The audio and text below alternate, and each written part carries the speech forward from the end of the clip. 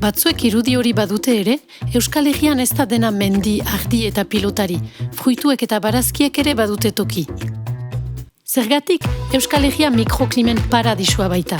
Ahunt posiblea da ibar batean ohmatzea eta 2 minutu geroago eguzkipean t-shirtez egotea, beraz badalandare ororendako toki. Hasteko, sagarrak.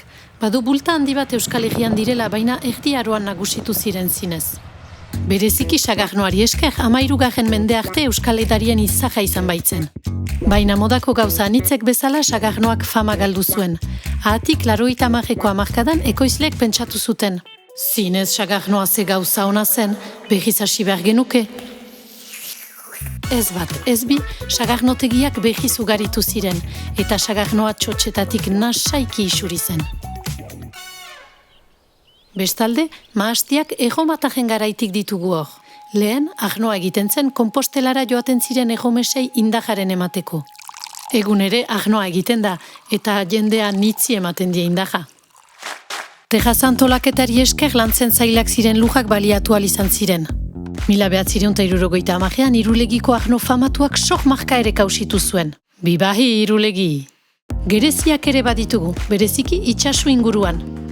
20. mende erdian ekoizpena apaltzen hasi zen, baina 1984an Xapata izeneko ekoizle elkarteak berriz abiatu zuen, zuaitzak berriz landatuz eta barietate zaharrak babestuz. Egun gereziak arrakasta handia du berriz, eta sormarka galdea bidean da.